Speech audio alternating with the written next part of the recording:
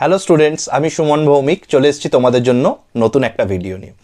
আজকের ভিডিওটা first same যারা ভর্তি হতে চলেছো বা হয়ে গেছো তাদের জন্য। আমি ইংলিশ অনার্সকে অ্যাড্রেস করে করব, তবে এটা সব অনার্সেরই কাজে লাগবে, বিশেষ করে যারা আর্টসের স্টুডেন্ট মানে বিএ যারা করছো। মাথায় রাখো, এইচএস বা বোর্ড এক্সাম তোমরা যে পাস করেছো সেটার নোট লেখার যে পদ্ধতিটা, তাদের কিন্তু স্কুল লেভেলের নোট লেখার পদ্ধতি আর কলেজ লেভেলের নোট লেখার পদ্ধতি আকাশ পাতাল তফাৎ। কলেজ লেভেলে অনার্সে নোটস লিখতে হয় 2 মার্কসের 10খানা, 5 মার্কসের 4খানা প্রত্যেকটা সেমিস্টারই, এবং 10 মার্কসের 2খানা। এই হচ্ছে অফলাইন পরীক্ষার নোট লেখার যে মেথড।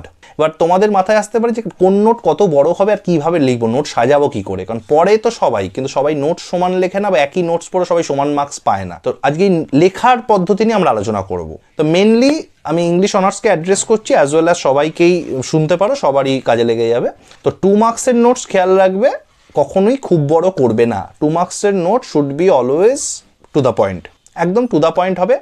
2 মার্কস মানে 1 লাইন বা 2 লাইন কখনোই লিখবে না, ওটা মিনিমাম কিন্তু 4-5 লাইনের হয়। একটা 2 মার্কসের নোটসের ছোট রেফারেন্সগুলো কাজে লাগবে। একদম যদি 1+1 থাকে, তখন কার লেখা, কবিতার নাম কি, সেটা তো তুমি চাইলেও 5 লাইন লিখতে পারবে না বাড়িয়ে। কিন্তু যদি যে কোনো কিছু এক্সট্র্যাক্ট তুলে দেওয়া হলো বা একটা জেনারেল কোয়েশ্চেন হলো, ঠিক আছে।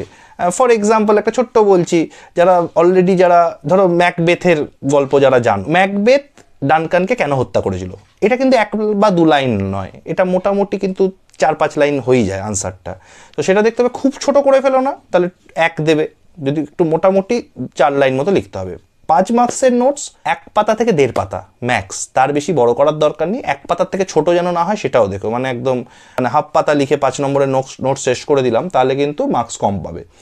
1 পাতা থেকে 1.5 পাতা লেংথ হবে 5 মার্কসের নোটস। 5 মার্কসের নোটস হচ্ছে ওই জাস্ট 2 মার্কসের থেকে বড় হবে, 10-এর থেকে ছোট হবে, মাঝারি 5, 2 আর 10-এর মাঝে পড়ছেও। মোস্ট ইম্পর্টেন্ট হচ্ছে বড় নোট বা 10 নম্বরের নোটস কিভাবে তোমরা লিখবে, বা বড় নম্বরের নোটস সব থেকে বড় কথা সাজাবে কি করে।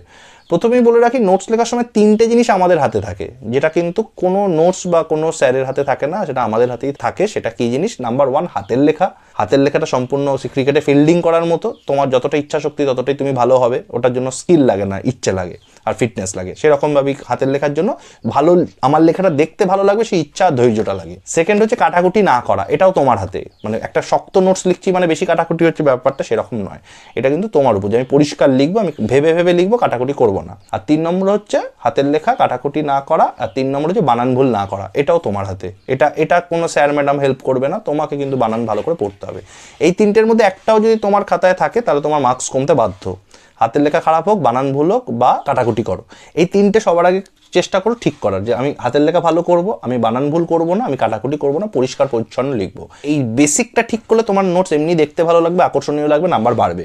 এবার হচ্ছে এগুলো তো ঠিক আছে, লিখবোটা কিভাবে লিখবো। মাথায় রেখো, একটা 10 নম্বরের নোটস মিনিমাম 6টা প্যারাগ্রাফ হয়, ম্যাক্সিমাম তুমি যত খুশি প্যারা বাড়াতে পারো, খুব বেশি বাড়িও না, তাহলে বাকি নোটগুলো আর কমপ্লিট করতে পারবে না। এটা একটা কমন সেন্স, যে একটা নোটকেই আমি যদি এখন 12খানা প্যারা বানাই, তাহলে বাকি নোটগুলো লিখবো কবে। কিন্তু 6টার কম প্যারা সাধারণত হয় না, খুব কম হলে তুমি 5টা প্যারা হতে পারে, তাহলে প্যারা সাইজ বেড়ে যাবে। 3 থেকে 3.5 পাতা হচ্ছে জেনারেল সাইজ হয় একটা, মানে জেনারেল হাতের লেখাতে, মিডিয়াম হাতের লেখাতে।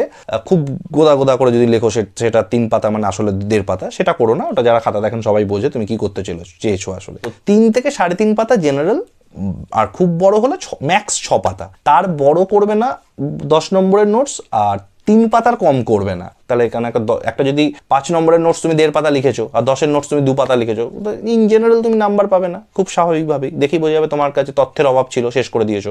তাহলে 3 থেকে 3.5 পাতা হবে তোমার 10 নম্বরের নোটস, আর ম্যাক্সিমাম 6 পাতা, তার বেশি বাড়িও না, তাহলে পরীক্ষাটা তুমি টাইমে শেষ করতে পারবে না। আর তারপরেও যদি শেষ করতে পারো, তাহলে তোমার হাতের লেখা অবশ্যই খারাপ হয়েছে, হিজিবিজি করে লিখে শেষ করেছো, তাতে তোমার এফেক্ট পড়বেই খাতায়। এবার হচ্ছে লিখবো কিভাবে, 10 নম্বরের নোটটাকে সাজাবো কি করে।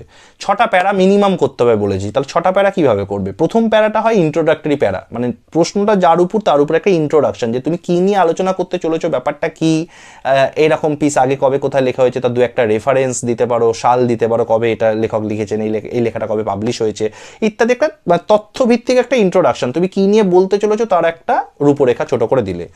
সেকেন্ড প্যারা থেকে ডাইরেক্ট তুমি কোয়েশ্চেন যা চেয়েছে তার আনসারে চলে এলে, মানে টু দ্য পয়েন্টে চলে এলে। সেকেন্ড প্যারা, থার্ড প্যারা, ফোর্থ প্যারা, ফিফথ প্যারা, জেনারেল গল্পটাকে আলোচনা করছো, কবিতাটাকে কি নিয়ে থিমটা আলোচনা করছো। মাথায় রেখো 10 নম্বরের নোটস কিন্তু কথা হচ্ছে যে একজনের ক্যারেক্টার দিয়েছে, একটা ন্যারেটিভ স্টাইল দিয়েছে, একটা থিমের উপর কিছু একটা গল্পের থিম দিয়েছে, তোমাকে একটা ছোট ঘটনার উপর তোমার মতামত কি দিয়েছে, এই টাইপের প্রশ্ন হয়। মানে 10 নম্বরের প্রশ্ন দুরকম হয় সেটা ক্যারেক্টার ওয়াইজ হয়, ইন জেনারেল, বা থিম্যাটিক হয়। মানে থিম্যাটিক কোশ্চেন বা টেকনিক্যাল কোশ্চেন, মানে এইভাবে বলতে গেলে। তা এইভাবে তুমি যদি দেখো ব্যাপারটাকে, তাহলে তোমাকে যাই প্রশ্ন দিক কিছুটা কিন্তু গল্প, উপন্যাস বা ড্রামা, যাই সিলেবাসের পাঠ্য আর কি, তোমার কবিতা, সেটার একটা জেনারেল থিম তোমার আলোচনা করতেই হবে। নাহলে একটা ক্যারেক্টার দিয়ে তুমি 6 প্যারাগ্রাফ 8 প্যারাগ্রাফ বানাতে পারবে না, সেটাকে কখনোই সম্ভব না। কারণ প্যারাগ্রাফ কত বাড়াবে তুমি? তা তোমাকে যেটা লিখছো সেটা পাশাপাশি কিছু সাবপ্লট তোমাকে অ্যাড করে যেতেই হবে। ম্যাকবেথের ক্যারেক্টার যতবার তুমি লিখছো, লেডি ম্যাকবেথের ক্যারেক্টার কিছুটা অ্যাড করতেই হবে তোমাকে, তার মধ্যে তাদের রিলেশনশিপ অ্যাড করতেই হবে তোমাকে।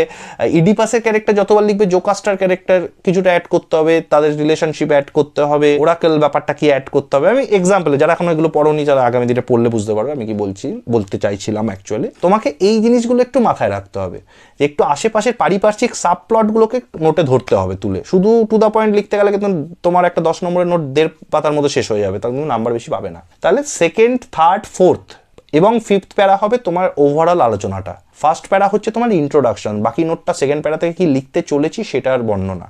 লাস্ট যে প্যারাটা করবে সেটা তোমার ফিফথ প্যারায় নোট শেষ হলে 5 নম্বর প্যারা, সিক্স প্যারায় নোট শেষ হলে 6 নম্বর প্যারা, বা যত প্যারা শেষ হচ্ছে সেটা শেষ যে প্যারাটা, সেইটা কি করবো, লাস্ট প্যারাটা ওভারঅল যা লিখেছি সেটার একটা সাম আপ হবে।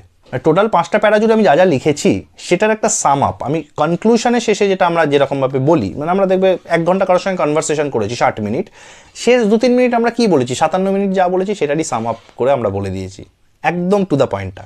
সেই টু দ্য পয়েন্টটাকে লাস্ট প্যারায় বলবে। লাস্ট প্যারাটা এমন হবে, সব থেকে বেশি দেখা হয় কিন্তু ফার্স্ট প্যারা আর লাস্ট প্যারা, এটা খেয়াল রাখবে সবার আগে। নোটের প্রথমটা দেখা হয় আর শেষটা দেখা হয়, কীভাবে শুরু করেছো আর কি কোথায় শেষ করলে। That's the most important thing in life to, জীবনেও তাই, সব জায়গাতেও তাই। আমরা শুরুটা শেষটা ম্যাটার করে। বাকিটা কিন্তু তার মানে কি যা খুশি গোল গল্প লিখে দেবো, একদমই নয়। বাকিটা কিভাবে লিখবো, ওভারঅল একটা আলোচনা করলেও হবে। শেষটা খুব ভালোভাবে করবে, কারণ শেষ স্বাদটা মুখে লেগে থাকে। বিয়ে বাড়িতে খুব ভালো সব কিছু খেলে মিষ্টিটা ছিল পচা, তা তুমি কিন্তু পচা মুখেই বাড়ি ফিরবে, কারণ শেষ স্বাদটা মুখে আমাদের লেগে থাকে। ডেজার্টটা খুব ম্যাটার করে, তো ডেজার্ট পার্টটা ভালো করতে হবে, লাস্ট পার্টটা খুব ভালো করতে হবে, যাতে একটা বেশ সুন্দর, যে কোনো গল্প, সিনেমা আমরা যখন দেখবো, যে সিনেমার এন্ডিংটা ভালো দেখবে সেই সিনেমাটা আমাদের ভালো লাগে। এন্ডিংটা ছড়িয়ে ফেলেছে আমাদের, সেটা আর ভালো লাগে না, কারণ ওই একটা এক্সপিরিয়েন্সটা ভুলভাল নিয়ে যাই আমরা। তো এন্ডিংটা ভালো করতে হবে, এন্ডিংটার মধ্যে একটা চমক রাখতে হবে, হাতের লেখা তো ভালো করতেই হবে বাই দ্য ওয়ে। তো এই মোটামুটি 10 মার্কস এইভাবে তোমরা সাজাবে। তাহলে কি ঠিক হলো, আমরা 6টা প্যারা মিনিমাম করব, খুব তথ্যের অভাব থাকলে 5টা, তার কম করবো না। 5টার কম প্যারা করলে কিন্তু নাম্বার বেশি পাবে না। এই হচ্ছে 2, 5, 10 লেখার technique for English honours students as well as for other honours and pass students in your college examinations. এইভাবে লিখতে হবে, বোঝা গেছে ব্যাপারটা। 2 মার্কসটা তথ্যভিত্তিক টু দ্য পয়েন্ট, 5 মার্কসটা হচ্ছে ওই টু দ্য পয়েন্টের থেকে একটু বেশি, কিন্তু 1 পাতা থেকে 1.5 পাতা, তার বেশি কখনোই নয়। টাইমে প্রবলেম হবে, অত বর্ষী লাগেও না লিখতে। আর 10 মার্কস 3 থেকে 3.5 পাতা, মিনিমাম 6টা পারা, ম্যাক্সিমাম 7-8টা প্যারার ভিতরেই রেখো, খুব বেশি তার বাড়িও না, শেষ করতে পারবে না। তো আমি শেষ করছি এখানেই। তোমাদের যদি এই নোট লেখার উপর আরও কারোর কিছু কমেন্টস থাকে, তোমাদের যদি মনে হয় যে আরও কোনো তথ্য দরকার এই টাইপের জিনিসের উপর, তাহলে বা এরকম ভিডিও আরও চাই, আমাদেরকে অবশ্যই কমেন্ট করে জানিও। কারোর যদি কাজে লাগবে, এটা কিন্তু মেনলি ফার্স্ট সেমিস্টার স্টুডেন্টসদের জন্য বানানো ভিডিও, মাথায় রেখো। যারা সেকেন্ড সেমিস্টার বা তার অনওয়ার্ডস, যারা উপরে পড়ো, থার্ড, ফিফথ ইত্যাদি, তারা ব্যাপারগুলো অলরেডি জানো। ফলে ফার্স্ট সেমিস্টার কারো যদি ভাই বোন, দাদা দিদি কেউ থাকে, চেনাশোনা কেউ থাকে, তাদের মধ্যে পারলে একটু শেয়ার করে দিও, কারণ তাদের কাজে লাগবে। তারা এখনো জানে না যে স্কুলের নোট লেখার, কলেজের নোট লেখার মধ্যে তফাৎটা কোথায়। তাদের মধ্যে একটু শেয়ার করে দিও ভিডিওটা। আর এখনো যারা চ্যানেলটা সাবস্ক্রাইব করোনি, তাহলে একটু চ্যানেলটা সাবস্ক্রাইব করে দিও। Thank you.